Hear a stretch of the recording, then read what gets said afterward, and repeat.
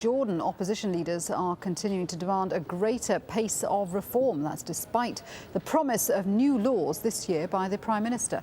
Meanwhile, at least 5,000 supporters of King Abdullah gathered in Amman on Sunday to show their allegiance to the royal family. The loyalist rally comes after opposition protests that have been held on 8 consecutive Fridays. Meanwhile, in the Omani city of Sohar, a major supermarket billowed smoke after it had been looted, according to witnesses. Protesters are blocking roads to 2 of the country's main export ports on Monday. A doctor said 6 people had died in the industrial city a day earlier during clashes with police. However, the health minister says 1 person died and 20 were injured. Over in Bahrain, a parliament meeting has been cancelled after protesters stopped upper chamber members from reaching the entrance. Rallies have been held in key Manama locations to put pressure on the monarchy to bring change. King Hamad bin Isa Al Khalifa has reshuffled his cabinet and appealed for talks with the opposition. News in Europe now. Relations with Tunisia's ousted president continue to cause problems for politicians in France. The country's foreign minister, Michel Alliot-Marie, was forced to resign from her post during a cabinet shuffle on Sunday. The French Prime Minister said she'd drawn too much criticism for her links with the ousted Tunisian leader, Zine El Abidine Ben Ali. In Italy, the fraud trial of Prime Minister Silvio Berlusconi resumed in Milan. He's facing charges of tax fraud and embezzlement in connection with television rights traded by his media company. And a court in the UK has convicted a former British Airways employee of plotting to blow up an aeroplane.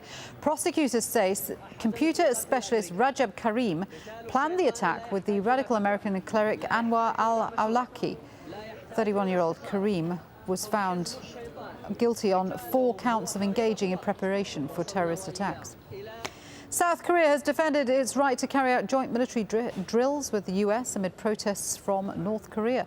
The major annual land, sea and air exercises are held annually, and commanders insist they're purely defensive. But North Korea has threatened to turn its neighbour into a sea of fire following the drills. This comes as talks between the 2 Koreas aimed at easing tensions broke down recently. There's a row in Malaysia over free speech after the government announced it's planning to tighten media regulations. It also wants to impose more controls on internet access. Stephanie Scowen reports. It's the kind of news no publisher wants to hear. A planned newspaper boycott in support of free speech in Malaysia. Campaigners say if the plan to change the Printing Presses and Publications Act and the Sedition Act goes ahead, it will shackle the last vestige of press freedom in the country. Free press in this country, I mean, the idea of free press is most of us don't feel there is such a thing as free press in that sense. The editor of independent news portal Malaysia Kini, which is frequently critical of the government, fears the worst. When the guidelines have been set, when the confusion has been sorted out, I see, perhaps a major crackdown against online, commentators, including, websites like Malaysia Kini. Malaysia Kini is one of the few media outlets to take up the case of journalist Hatta Wahari. A reporter for government-backed paper Utusan Malaysia, Wahari was suspended in January for comments he made as president of the NUJ. I'm issuing a statement that please go back to the press freedom, please do a non-biased reporting and non-partisan. That we go back to our main objective, to disseminate information to the people. We should not be a propaganda tool to any stakeholder. Some fear the expansion of the PPPA and the Sedition Act is part of a government strategy to win back seats at the next election. Others warn a crackdown will stifle Malaysia's development and say the government needs to change tack. If Malaysia wants to be a developed nation, it comes with democratic rights and freedom of expression. You can have a high-income economy and restrict the others. AlJazeera asked Utusan Malaysia to explain why it was taking action against Wahari, but the paper declined to comment. Disciplinary proceedings against him have been indefinitely postponed, but Wahari remains suspended from his job. The plan to regulate the internet is a major U-turn for the government, which previously said it would never interfere with the World Wide Web. It says, though, it must now respond to threats to national security. But just exactly what those threats are, critics say, is anyone's guess. Stephanie Scowen, Al Jazeera, Kuala Lumpur.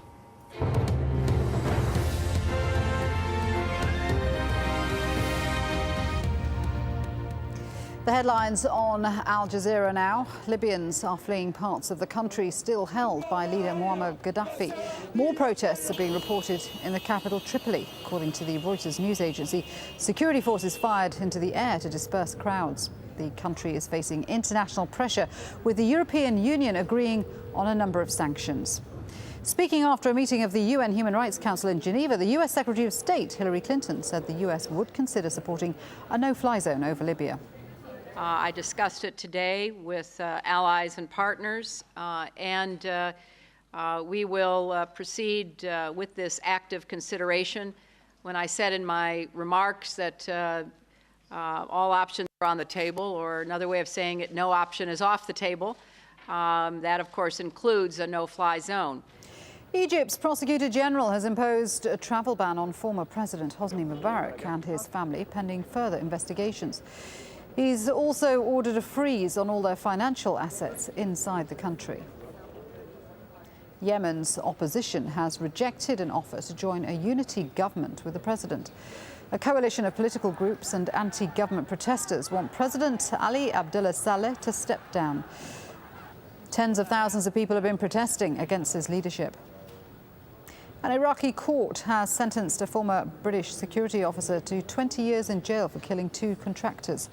Danny Fitzsimmons is the first Westerner to be convicted by an Iraqi court since the 2003 invasion. He was found guilty of murdering 2 of his colleagues.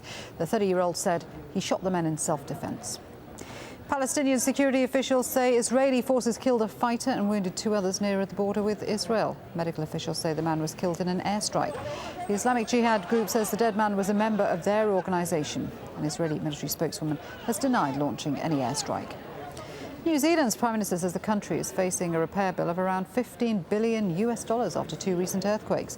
Last week's quake in Christchurch killed 148 people. At least another 50 are still missing. Funerals were held for some of the victims on Monday. Large parts of the city have been reduced to rubble. And police in the US state of Wisconsin say they won't force labor rights protesters to leave the state capitol building. Hundreds of protesters have been demonstrating against the state governor's plan to strip public sector employees of their collective bargaining rights. There's some of these stories. I'll be back at the top of the hour. Coming up next on Al Jazeera Inside Story.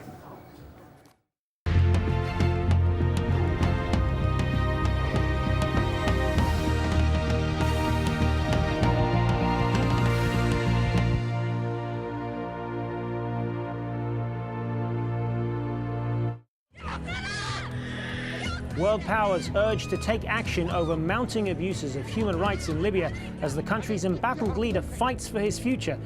But with Muammar Gaddafi threatening to cleanse the country house by house, are words enough to protect unarmed Libyan civilians? This is Inside Story.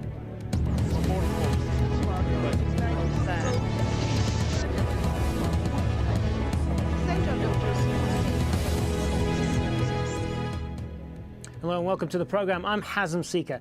On Saturday, the UN Security Council voted unanimously to impose financial sanctions and refer Libya to the International Criminal Court. And in an attempt to strengthen this decision, foreign ministers met in Geneva on Monday at a UN Human Rights Council to discuss the future of Libya. But also on the agenda, what action should be taken against Gaddafi and his regime for human rights violations against the Libyan people. Well, Catherine Ashton, the European Union Foreign Policy Chief, said accountability in Libya was a must. We condemn the grave human rights violations being committed in Libya. The violence and the repression must stop. Those responsible must be held to account. Not just a European position, but the view of the international community and its highest authority, the UN Security Council. William Hague, British Foreign Secretary, had a stern warning for Libyan authorities as well. Last week, the Council spoke with one voice to affirm the universal rights of people in Libya and to condemn the gross and systematic violations of those rights by the Libyan authorities, including the use of heavy weaponry against civilians, the deaths of women and children, and cold-blooded incitement to violence. Today, we have signaled that crimes will not be condoned, will not go unpunished, will not be forgotten, And this is a warning to anyone contemplating the abuse of human rights in Libya or in any other country. Stay your hand.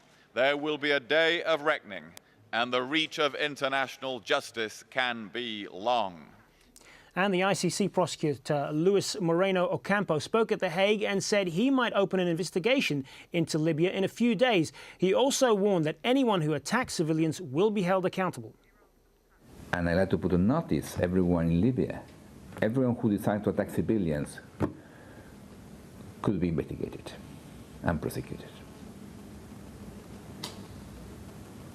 And the commanders have peculiar responsibilities, because the commanders are in charge of the army, and they know whatever the troops do, they could be responsible.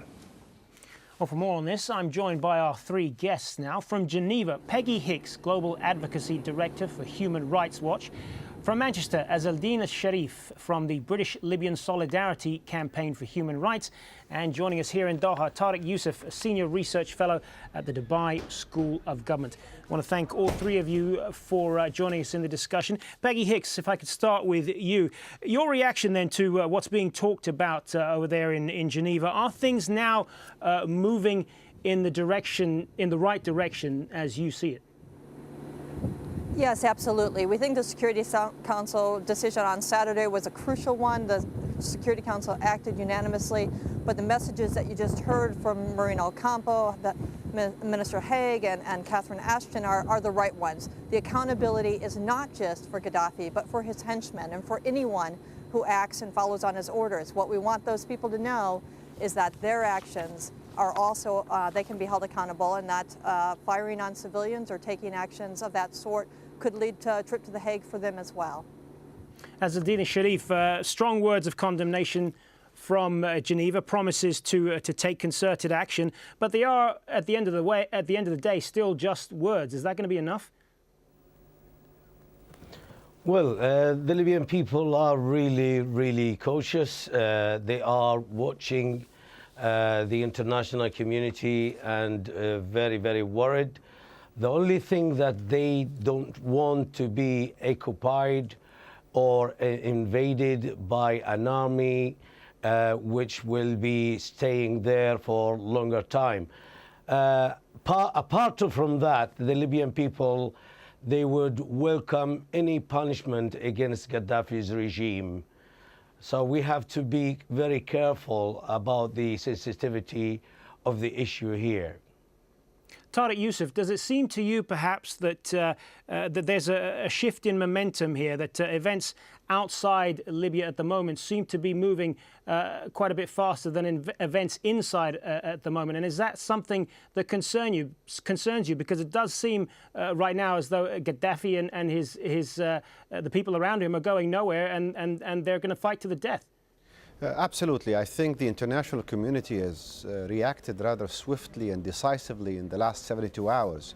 This is important because in the previous week, all events were taking place in Libya with very little clear international attention, let alone decision-making or outcomes.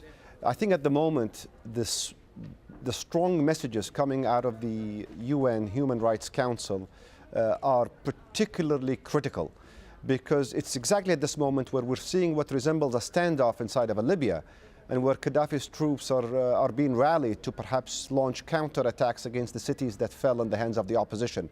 So those statements coming today out of Geneva and the threats and warnings of accountability, justice, and the reach of the international community, I think are precisely what is needed to perhaps make the people around Gaddafi think twice. The commanders in particular, the people who can inflict a lot of damage on the population. Well, Gaddafi's regime is no stranger to accusations against human rights violations. We're going to talk a little bit more about that now. According to Human Rights Watch, an estimated 213 prisoners who have served their sentences or been acquitted by Libyan courts remain locked up. In 1996, a massacre at Abu Salim prison left 1,200 inmates dead. The authorities have not made any account public nor held anyone responsible. There are no independent NGOs, and Libyan laws severely restrict freedom of association. Law 71 bans any opposition, and the punishment is death. In 2006, Human Rights Watch accused